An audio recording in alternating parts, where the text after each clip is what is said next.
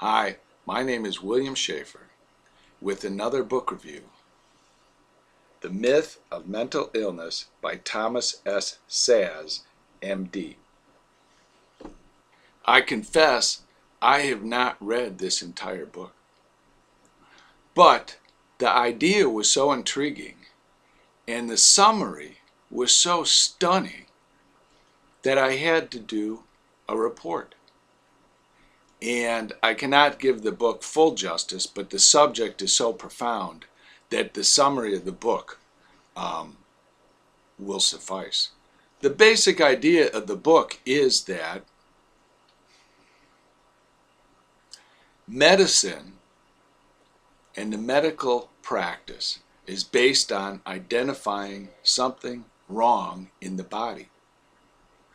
And this component or function of the body is broken or not working properly. And you can see it by observation and testing.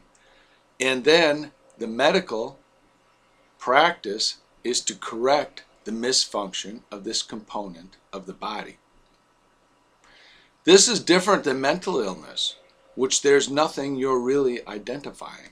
And I think the author describes it better than myself. And we'll go right to the summary because this summary is pretty profound. Now, the book was written in 1961 and then it was revised in 74. And the controversy, there's a website called Mad in America, and I just read an essay that reminded me of this book. And it's been going on, the practice, for 40 or 50 years. And let's see what the author says in the summary. The principal arguments advanced in this book and their implications may be summarized as follows. 1. Strictly speaking, disease or illness can only affect the body. Hence, there can be no mental illness. 2. Mental illness is a metaphor.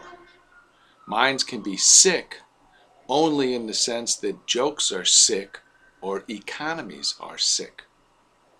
3. Psychiatric diagnoses are stigmatizing labels, phrased to resemble medical diagnosis and applied to persons whose behavior annoys or offends others. 4.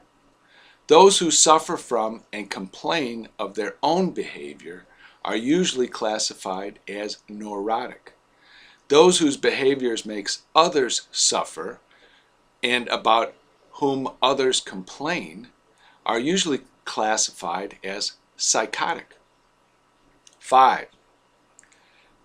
Mental illness is not something a person has, but is something he does or is.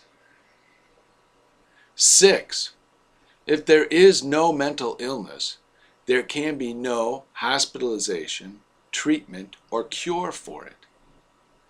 Of course, people may change their behavior or personality with or without psychiatric intervention. Such intervention nowadays is called treatment. And the change, if it proceeds in a direction approved by society, is called a recovery or a cure.